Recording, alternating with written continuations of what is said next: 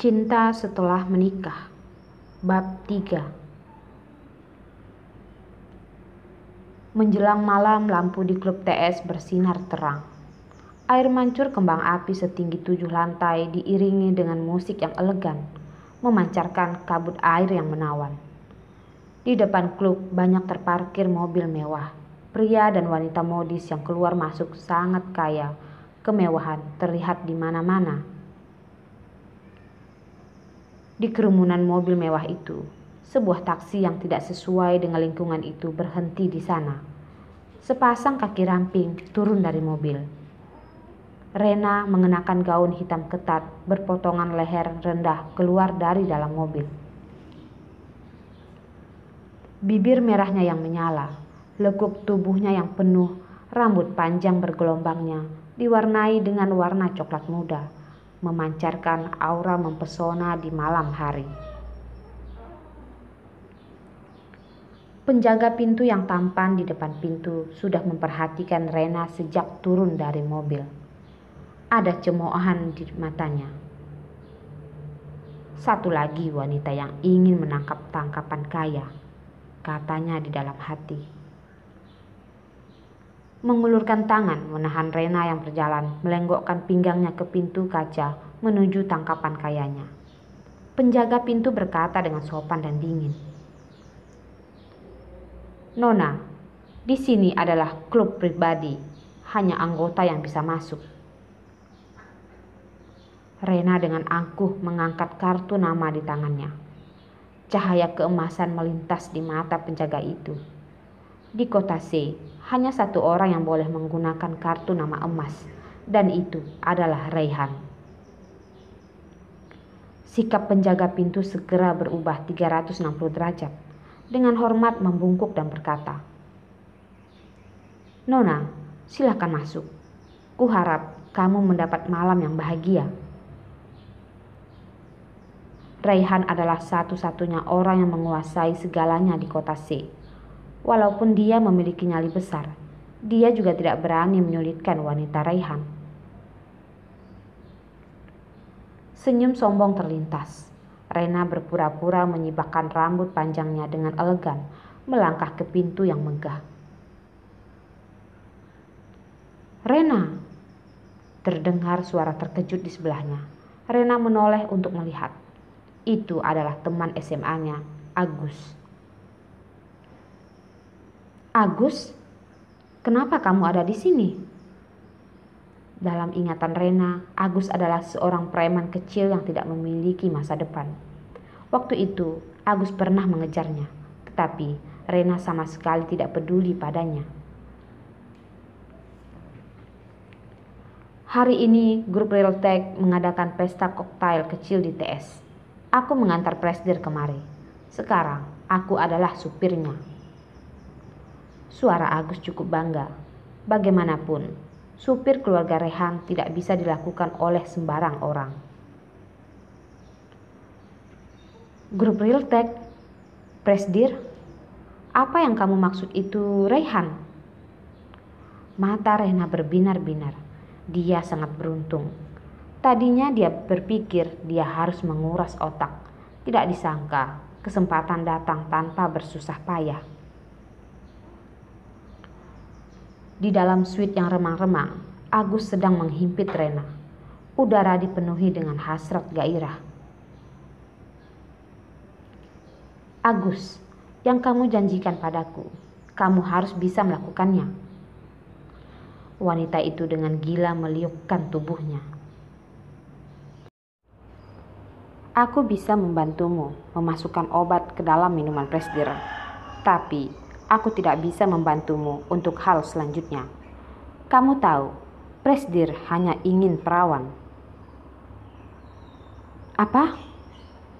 Suhu tubuh Rena seketika turun beberapa derajat.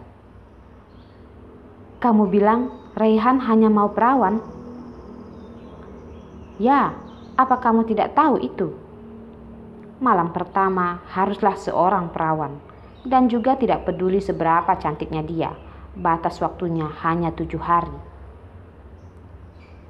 Rena merasa darah di seluruh tubuhnya menurun hingga ke titik beku. Kenapa dia tidak tahu bahwa Rehan memiliki hobi ini? Apa yang harus dia lakukan? Rena memicingkan kedua matanya. Ada pemikiran yang berani di benaknya.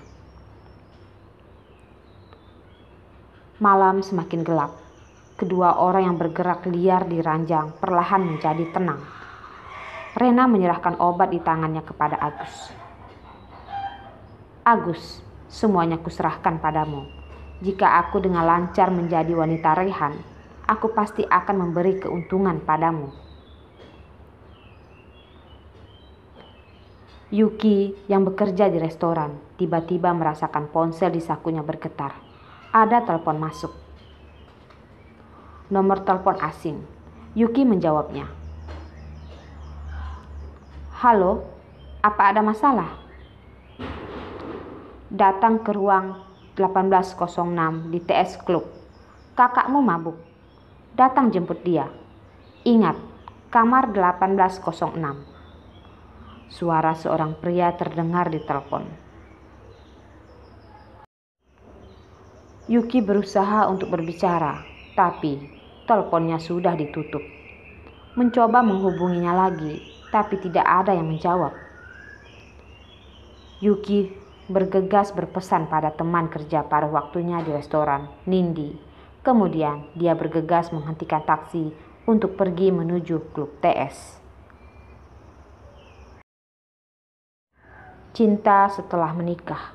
Bab 4. Klub TS. Yuki yang datang terburu-buru mengenakan rok biru yang sudah memutih karena terlalu sering dicuci.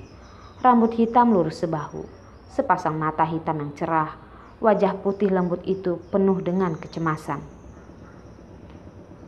Penjaga pintu di depan pintu mengangguk dalam diam. Ya, pasti wanita ini. Supir Rehan Agus sudah berpesan. Dia berwajah cantik, berpakaian lusuh. Datang malam ini untuk menemani Presdi Rehan melewati malam bersama. Halo, maaf, bagaimana aku bisa pergi ke ruang 1806? Yuki bertanya dengan cemas. Apa kamu adalah Nona Yuki? Penjaga pintu itu bertanya dengan sopan, berpikir dalam hati. Gadis kecil ini sangat cantik dan polos.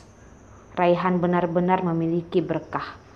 Menjadi orang kaya itu sangatlah baik. Ya, bagaimana aku bisa pergi ke kamar 1806? Tanya Yuki. Naik lift di sisi kiri lobi ke lantai 18. Terletak di ujung koridor yang merupakan suite terbesar dan paling mewah, kata penjaga itu. Berterima kasih pada penjaga pintu dengan terburu-buru. Yuki sepanjang jalan berlari kecil menuju lift. Mengapa pria asing yang menelponnya? Kakaknya, kenapa bisa muncul di klub kalangan teratas seperti ini? Dengan penuh keraguan, Yuki datang ke lantai 18. Koridor itu sunyi. Lantainya ditutupi karpet wall putih tebal. Suara langkah kaki Yuki benar-benar terendam. Kesunyian yang tidak terbiasa ini membuatnya merasa sedikit merinding. Lukisan-lukisan terkenal terpasang di dinding yang dilapisi wallpaper mahal. Semuanya asli. Jika dulu, Yuki pasti akan berteriak kaget. Tapi sekarang, Yuki tidak memiliki mood untuk melihatnya. Ada suasana misterius dan menekan di udara. Yuki berjalan menuju ujung koridor selangkah demi selangkah. Jantungnya sudah mulai melompat tak terkendali. 1806. 4 angka itu muncul di depan matanya. Dia mengulurkan jari-jari putihnya yang ramping. Yuki mengetuk pintu dengan lembut. Di dalam hening tidak ada suara apapun. Hati Yuki cemas. Kekuatan di tangannya sedikit lebih besar. Klik, suara pelan terdengar. Pintu kayu yang tampaknya tebal itu terbuka olehnya. Pintunya tidak terkunci. Di dalam gelap. Tidak ada sama sekali cahaya dan tidak ada suara. "Kakak, apa kamu di dalam?" "Kakak?" Yuki merasa punggungnya dingin. Kamar ini membuatnya memiliki semacam ketakutan yang aneh. Tidak mendengar jawaban Rena, hanya samar-samar terdengar suara napas yang berat, seperti sedang mencoba menahan sesuatu, seperti sangat kesakitan. "Kakak?" Yuki meraba-raba dan berjalan ke arah suara napas yang terengah-engah itu. Kakaknya pasti sangat mabuk. Dia harus segera membawanya pulang dan membuatkannya sup untuk menghilangkan mabuk. Suara terengah-engah itu semakin dekat dengannya. Tiba-tiba, Yuki merasakan bulu kuduk di leher belakangnya merinding. Ada orang di belakangnya.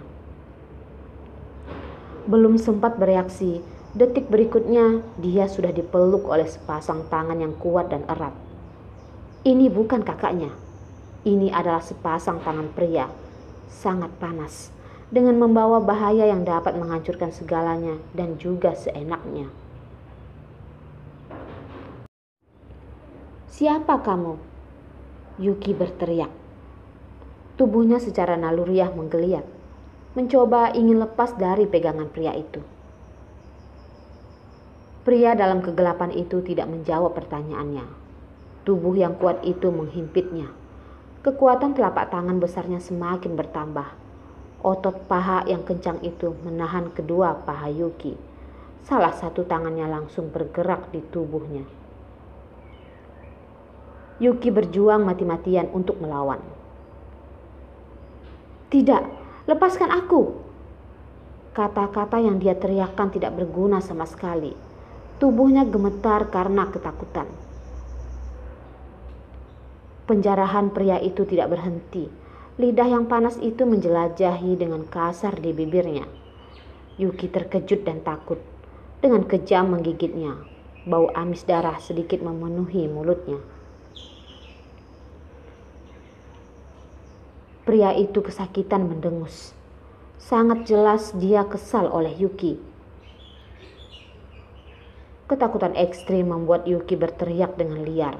Jari-jarinya mulai berjuang untuk mencakar tubuh pria itu. Namun, tidak peduli seberapa dalam kukunya menancap, seberapa erat itu pula dia menggigit. Suara teriakannya begitu putus asa dan tak berdaya. Pria itu masih dengan tidak berperasaan menusuk masuk ke dalam tubuhnya. Rasa sakit yang luar biasa membuat Yuki nyaris pingsan. Perasaan bagai disobek itu membuat jantungnya nyaris berhenti berdetak. Akal sehat yang tersisa mengatakan kepadanya, dia sudah kehilangan keperawanannya, tapi dia sama sekali tidak tahu siapa pria ini.